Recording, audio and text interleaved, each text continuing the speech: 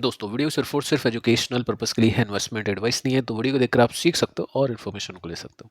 बाकी इससे पहले एक वीडियो मैं आपको दे चुका हूँ, यहाँ पे आप देख सकते हैं 18 मिनट का वीडियो है, यानी काफ़ी कुछ हमने डिटेल में डिस्कस किया आज के मार्केट को मद्देनजर रखते हुए। तो सबसे पहले यूएस के बाजार पे आते हैं। देखिए डाउ जोन्स अभी के समय 1% नीचे है, रिकवरी है लेकिन 1% नीचे है। नेस्डैक को भी देख लेते हैं तो 1.5% के आसपास की गिरावट यहाँ पे भी है। फैंग की बात करते हैं तो फैंग भी 1.40% के साथ में नीचे है। सो जिस तरीके की सिचुएशन आज के दिन इंडियन मार्केट में थी, पूरी दुनिया के मार्केट में उस तरीके की सिचुएशन आज दिखाई दे रही है। रीजन आप सभी को पता ही है। साथ में हमने ये भी देखा था कि मार्केट जब गिरता है तो रिकवरी जब आती है तो पहले ही उन कंपनीज में आती है जो टेक कंपनीज हैं, जो जाइंट कंपनीज है। अगर मैं यूएस की बात करूँ तो यूएस की जो बड़ी कंपनीज है, टॉप कंपनीज है, उनके अंदर रिकवरी काफ़ी अच्छी आती है। सो यूएस मार्केट की जो बड़ी कंपनीज है उसमें कैसे इन्वेस्ट कर सकते हैं, यहाँ पे ऑप्शन होते हैं इन्वेस्टर्स के पास में नैस्डैक 100 का ईटीएफ खरीदने का या फैंग का ईटीएफ खरीदने का। अब फैंग के ईटीएफ के अंदर तो क्या आपको बताइए, सर्किट लगता है, जब सेलिंग होती है तब भी लगता है क्योंकि सेबी की नॉर्म से वहाँ पे काफ़ी ज़्यादा मैनिपुलेशन चलता है, तो उस वजह से। लेकिन अगर कोई नैस्डैक 100 का ईटीएफ खरीदना चाहेगा, आई थिंक वो उसको मिल जाएगा। तो ऑप्शंस जस्ट मैं आपके सामने रख रहा हूँ, ऐसा कुछ नहीं है कि आपको खरीदना बेचना है, वो आपके ऊपर डिपेंड करता है। तो सबसे पहले दोस्तों कुछ बड़ी खबरों को देखते हैं जो कि आपके लिए जानना काफ़ी इंपॉर्टेंट है। देखिए 8 बजे के आसपास एक न्यूज़ आती है जिसमें आप देख सकते हैं कि Danish pension fund leave US treasuries, यानी यूएस की जो ट्रेजरीज है उसमें जो इन्वेस्ट किया जाता है, अलग अलग कंट्रीज इन्वेस्ट करती है, चाइना भी इन्वेस्ट करता है, इंडिया भी इन्वेस्ट करता है। सो चाइना ने तो पहले से ही पैसे निकालने शुरू कर दिए, ऑल टाइम लो पे पहुंचा दिया। और पैसे निकाल के कहाँ पे इन्वेस्ट करे, गोल्ड के अंदर, सिल्वर के अंदर, और साथ में जो इक्विटीज़ है, अलग अलग मार्केट की जो इक्विटीज़ है वहाँ पे इन्वेस्ट किए। सो यहाँ पे प्रॉब्लम चल रही है, आपको बताइए, डेनमार्क और ये ट्रम्प, ग्रीनलैंड, इनके बीच में। सो यहाँ पे बोल दिया है कि हम खाली कर रहे हैं यूएस की ट्रेजरीज को, क्योंकि गुड क्रेडिट नहीं है, क्रेडिबल नहीं है ट्रम्प, तो यूएस भी क्रेडिबल नहीं है। तो देखिए पैसा कहाँ पे जाएगा, कितना है, $100 मिलियन। सो पैसे कहाँ पे जाएंगे, गोल्ड के अंदर, सिल्वर के अंदर, तो ये एक पुश वहाँ पे मिल सकता है। सेकेंड, यहाँ पे आपको न्यूज़ देखने को मिलेगी कि फॉरेन इन्वेस्टर्स ने तकरीबन 3,000 करोड़ रुपीस के आसपास की सेलिंग की है, 4,000 करोड़ के आसपास की डीआईस ने बाइंग की है। अब देखिए 20 तारीख की बात हमने की थी, सबसे पहले 14-15 तारीख की बात थी, उसके बाद में फिर 20 तारीख की बात होती है। और इसके अंदर आप सिंपली नोट कर सकते हैं कि यूएस सुप्रीम कोर्ट ने अवॉइड किया है डिसीजन देना legality of Trump global tariffs. ये जो 200% 5% की बातचीत होती है, उसके ऊपर सुप्रीम कोर्ट ने कोई भी जवाब नहीं दिया है, जो कि होना ही था। अभी सब कुछ ट्रम्प के हाथ में है, ये डेटा मैंने आपको पहले भी दिया था, जिसके अंदर किसी ने बोला था, यूएस मार्केट के अंदर किसी रिप्रेजेंटेटिव ने बोला था कि हो सकता है वहाँ का जो सुप्रीम कोर्ट है वो ट्रम्प के साथ हो।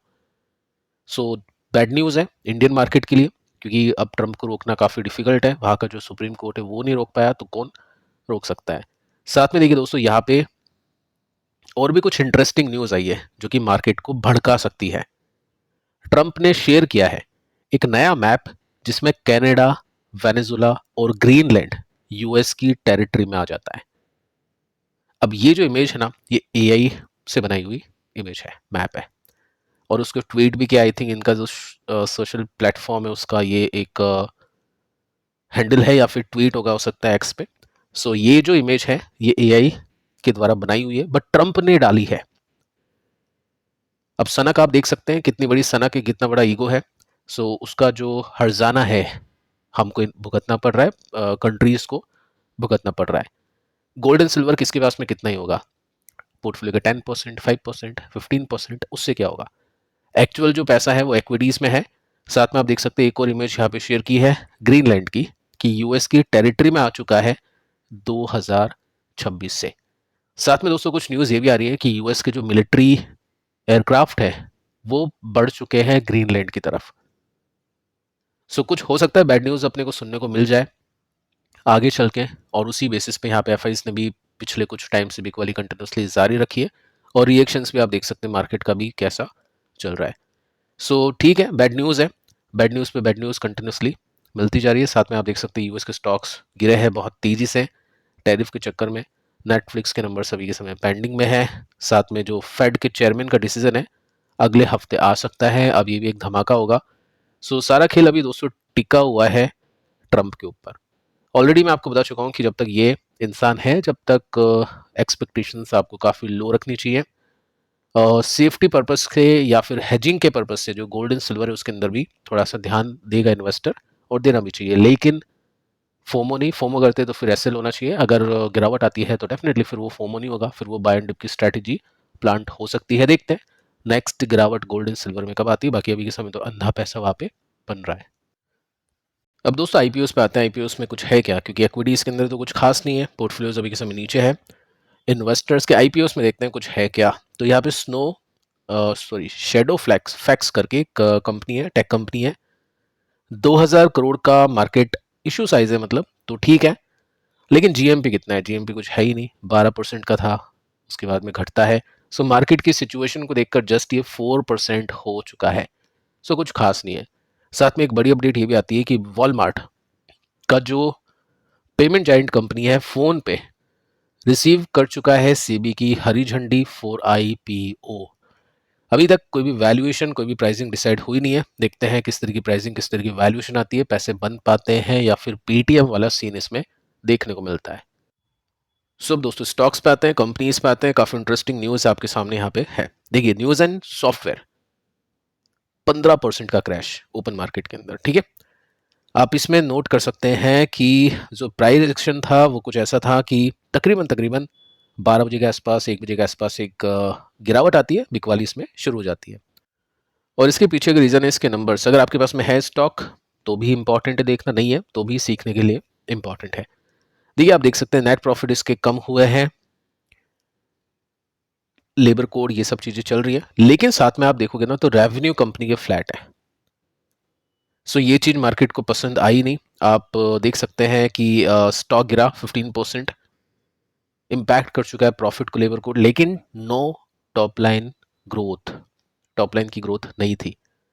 सो यहाँ पे अपने को ये सीखना है कि कोई भी ऐसी कंपनी जो मिड कैप आईटी कंपनी या मिड कैप XYZ कोई भी सेक्टर की कंपनी और जो इस तरह से चलती है, उसमें जब सिचुएशन खराब होती है तो संभल के रहना पड़ता है। स्टॉक्स को सही टाइम पे एग्जिट भी करना होता है, या फिर उसको होल्ड करे तो पेशेंस आपको रखना होता है कि ये सब चीज़ें देखने को मिलेगी। ये आपको मैं वीकली चार्ट इसलिए दिखाता हूँ, साल दर साल 19, 20, 21 3 साल का डेटा है, कुछ खास नहीं। 21, 22 में पैसे बने थे, 22, 23 में कुछ हुआ नहीं, 23, 24 में स्टॉक 10 गुना बढ़ा है, 1000% के रिटर्न है। तो यहाँ पे हाई बेस के साथ में इसको कंपेयर किया जाएगा तो चीज़ें नेगेटिव भी प्ले करती है। तो आपको जस्ट देखना होता है कि कहाँ पे क्या डिसीजन लेना है। अगर आपको समझ में आ जाता है कि टेक्निकल हो चुके हैं खराब, पीछे का चार्ट अगर आपने देखा हुआ होगा तो आपको पता होना चाहिए कि स्टॉक 50-60% ऐसी कंपनीज के ईजिली गिरते हैं, और उस बेसिस पे स्टॉक्स को लेना चाहिए, लेना बेचना चाहिए मतलब। एयू बैंक 2% के साथ में नीचे आज के दिन। इसके रिजल्ट आए हैं शाम को 5 बजे के आसपास, और इसके अंदर आप नोट कर सकते हैं कि नेट प्रॉफिट है 6.7 बिलियन रुपीस के, एस्टीमेट थी 6.5, प्रॉफिट है 6.7, यानी नंबर्स अच्छे हैं, ठीक है। स्टॉक हम देखें तो साइडवेज चल रहा था 2021, 22, 23, 24, 25 तक। उसके बाद में 25-26 इस कंपनी के इन्वेस्टर्स के लिए काफी अच्छा गया, क्योंकि 25 के बॉटम से लेकर 26 के टॉप तक हम देखें, या 25 के एंड तक हम देखें, 26 के टॉप यानी जनवरी तक देखें, तो 100% पैसे इसमें बना है। सो आगे देखना पड़ेगा कि कैसा क्या पैटर्न बन सकता है। बाकी नंबर्स इसके इस क्वार्टर में अच्छे ही देखने को मिले हैं, एक्सपेक्टेशंस यहाँ पे बीट की है। विक्रम सोलर बहुत ही इंटरेस्टिंग पैटर्न इसमें बना था।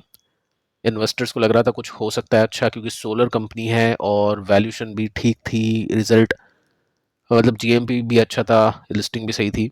स्टॉक ने काफ़ी बड़ी डुबकी मारी थी, आप देख सकते हैं यहाँ पे। सबसे पहले चार्ट कुछ इस तरह से बना, ये सपोर्ट लिया, लेकिन यहाँ से ऊपर जा नहीं पाया और एक ब्रेकडाउन दे दिया। ऐसे में देखिए इन्वेस्टर क्या करते हैं, जैसे हमने सीखने के बेसिस पे बात की थी कि यहाँ पे सपोर्ट ले रहा है, स्टॉक ऊपर जा रहा है, ठीक है, लेकिन इन्वेस्टर क्या करते हैं कि यहाँ पे खरीद लिया, उसके बाद में वो स्टॉक नीचे गया, प्रॉफिट दिखा, प्रॉफिट को खो दिया, कोई दिक्कत नहीं है, सपोर्ट पे पहुंच गया, उसके बाद में ब्रेकडाउन हो गया तो बेच देते हैं, क्योंकि टेक्निकली सिग्नल हो चुका है वीक।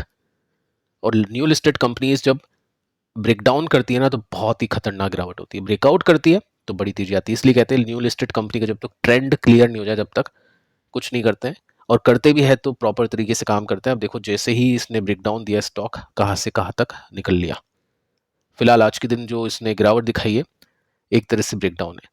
चलो स्टिल डरने की बात कम ही है क्योंकि रिजल्ट अच्छा आया है, चेक कर लेते हैं। प्रॉफिट इसके अच्छे खासे, चलो ठीक है यहाँ पे देखते हैं।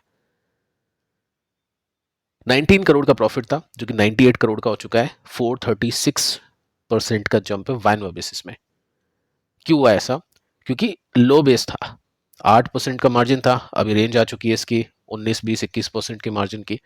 तो वैसे कंपनी ने कुछ खास नहीं करा, लेकिन लो बेस के साथ में अगर मैं कंपेयर करूँ हाई बेस को मार्जिन के बेसिस में, तो अच्छे रिजल्ट इसने दिए हैं। सो कल मार्केट बताएगा, पता चलेगा। बाकी रिवर्सल कब होगा? जब ये अपने इस रेसिस्टेंस को ब्रेक कर देता है, तोड़ देता है। इंडिया मार्ट, इसके भी रिजल्ट आए थे आज के दिन 4 बजे के आसपास, तो इम्पैक्ट होगा कल के दिन। रिजल्ट अच्छे ही देखने को मिलते हैं, एक्सपेक्टेशंस का डेटा है नहीं यहाँ पे, बट प्रॉफिट है 1.88 बिलियन का, यानी 188 करोड़ हम बोल सकते हैं, 121 करोड़ से बढ़ के हो चुका है। रेवेन्यू में आप देखोगे ना तो ये भी इंक्रीज हुआ है, ठीक है। सो यहाँ पे आप नोटिस कर सकते हैं 56% के साथ में इसका प्रॉफिट बढ़ा है, 13% के साथ में इसकी सेल्स बढ़ी है। स्टॉक अभी काफ़ी ठंडा हो चुका है। एक टाइम था जब लिस्टिंग के बाद में अच्छे पैसे इसमें बने थे, बट अभी के समय अपने रेसिस्टेंस को ब्रेक नहीं कर पा रहा है, तो सपोर्ट के आसपास है। अगर कुछ बाइंग होती है तो ठीक है, लेकिन वही बात है कि ट्रम्प को थोड़ा सा ध्यान में रखेगा इन्वेस्टर। एक दिन की बाइंग से ही नहीं सोचेगा कि स्टॉक उड़ जाएगा। क्रेडिट एक्सेस ग्रामीण बैंक एनपीओ को लेकर इसके काफ़ी चर्चे होते हैं। 3% के साथ में स्टॉक गिरा, शाम को 6 बजे के आसपास की न्यूज़ है। देखो नंबर्स बहुत अच्छे हैं। प्रॉफिट आया है इसका 2.5 बिलियन का, लॉस के अगेंस्ट में, यानी नुकसान था और अब प्रॉफिट में हो चुका है इसका सीन। रेवेन्यू आप देख सकते हैं नेट, सबसे पहले हम देखते हैं जीएमपी 4.4% का है, 3.65% से बढ़ चुका है। इसके जीएमपी थोड़े से ज़्यादा है। अल्टीमेटली दोस्तों कहने का मोटिव यह है कि इसके अंदर जब नुकसान होता है या फिर किसी क्वार्टर में खराब चीज़ होती है या एनपीए बढ़ जाते हैं, लोन से डूब जाते हैं, तो कंपनी सीधी जाती है नुकसान में। तो सुपर रिस्की है, अनप्रिडिक्टेबल चार्ट मुझको तो इसका दिखता है। और बाकी आपको अगर समझ में आता है तो ठीक है। बाकी ये अपडेट है इसके अंदर कि कंपनी लॉसेस से प्रॉफिट में आ चुकी है, लेकिन एक्सपेक्टेशन का डेटा नहीं है, तो हमको कल ही देखना पड़ेगा इसके रिएक्शंस के रूप में। Next company persistent system. So यहाँ पे प्रॉफिट है इस कंपनी के 4.4 बिलियन रुपीस के, एस्टिमेट थी 4.65, तो कम है एक्सपेक्टेशन से लेबर कोड की वजह से। लेकिन इसका जो मार्जिन है वो एस्टिमेट थी 15.4%, लेकिन आया है 16.74, तो यहाँ पे इसने बहुत अच्छा परफॉर्म किया है। रेवेन्यू का डेटा यहाँ पे गलत दे रखा है, मैंने एक्चुअली देख लिया है, तो वो इन लाइन है, ना ही ज़्यादा है एक्सपेक्टेशन से, ना ही कम है। सो नंबर में कहूँगा मिक्स है। मार्केट जिस तरह से चलेगा वो उसके ऊपर इम्पैक्ट करने वाला है। आप देख सकते हैं पैट इसका 18% के साथ में बढ़ चुका है और मार्जिन्स इम्प्रूव कर चुके हैं, लेकिन लेबर कोड की वजह से ये प्रॉफिट जो हम बोल सकते हैं इतना कुछ खास नहीं कर पाया। 22 रुपये का डिविडेंड यहाँ पे डिक्लेयर किया है। सो एक यही कंपनी का स्टॉक है जो ऑल टाइम हाई पे टिका हुआ है अभी तक। आई थिंक ये मोतीलाल ओसवाल के फंड के अंदर भी है। उसको क्यों इतना चर्चा में हम शामिल करते हैं? क्योंकि उसकी जो कंपनीज है रिटेल इन्वेस्टर्स के पास में है मोस्टली कंपनीज, और साथ में अच्छी कंपनीज भी हैं और अच्छे रिजल्ट, अच्छी ग्रोथ भी मिली है, बट उन सभी कंपनीज का टाइम खराब चल रहा है। तो परसिस्टेंट है, अभी तक टिका हुआ है। देखते हैं कल इसमें क्या होता है। आपकी क्या प्रिडिक्शन है? क्योंकि एलटीआई माइंट्री के अंदर तो काफ़ी लोगों की प्रिडिक्शन बिल्कुल सही गई, स्टॉक ने काफ़ी बड़ी गिरावट के साथ में क्रैश किया। तो बता सकते हैं इसके अंदर आपकी क्या सोच है रिजल्ट को देखने के बाद में। एसआरएफ, इसके रिजल्ट ओपन मार्केट में आए थे 3 बजे के आसपास, स्टॉक ने 2% गिर के क्लोजिंग दी है। प्रॉफिट इसके सही थे 4.3, 3.81 की एक्सपेक्टेशन, तो 3.81 बिलियन से ज़्यादा है 4.3, विच इज़ गुड। एबिटा को देख लेते हैं, एस्टिमेट थी 21.9, आए है 21.01, तो ये थोड़े से कम है। और रिजल्ट एक्चुअली मतलब आपने देख लिए कि कैसे है, और इसमें एडजस्टमेंट था 1 बिलियन का। ठीक है, ये इसलिए गिरा है क्योंकि 1 बिलियन यहाँ पे ऐड हो चुका है। ये एक्चुअली 3.81, इसमें से आप 1 बिलियन घटा सकते हैं, तो 3.3 बिलियन के एक्चुअल प्रॉफिट है, जो कि 3.81 से कम है क्योंकि 1 बिलियन का एडजस्टमेंट यहाँ पे ऐड हुआ है। ठीक है, सो ये है इसके रिजल्ट। अच्छे नहीं लगे मार्केट को क्योंकि अच्छे थे नहीं, और साथ में सपोर्ट और रेसिस्टेंस अब इसमें गेम चल रहा है, जो कि छोटे मोटे प्रॉफिट्स इसमें आ जाते हैं 10, 15, 20% के। Canara Robeco asset management company, I think first इसकी रिजल्ट है लिस्ट होने के बाद में। नेट प्रॉफिट 528 करोड़ का, मिलियन का, और 479 मिलियन रुपीस का पिछले साल किसी क्वार्टर में था। एक्चुअली आपको बता देता हूँ सिंपल शब्दों में, 10% की ग्रोथ है, कम है। आईसीआईसी एसेट मैनेजमेंट कंपनी की सबसे ज़्यादा ग्रोथ थी, सेकंड हाईएस्ट ग्रोथ थी एचडीएफसी एसेट मैनेजमेंट कंपनी की। तो वैल्यूएशन भी सबसे ज़्यादा आईसीआईसी की है, फिर एचडीएफसी की है, फिर इसकी कम है क्योंकि कम ग्रोथ इसमें मिली है। तो रिजल्ट ओके है। देखते हैं, चढ़ने की कोशिश करता है 9-10% धीरे धीरे या फिर नहीं। बाकी स्टॉक अभी के समय अपने सपोर्ट के आसपास है। सो फिलहाल दोस्तों इस वीडियो में इतना ही। पिछली वीडियो को आप जरूर से देखना, काफ़ी कुछ आपको वहाँ पे लर्निंग मिलेगी, सीखने को मिलेगा। मिलते हैं कल, तब तक के लिए शुभ रात्रि।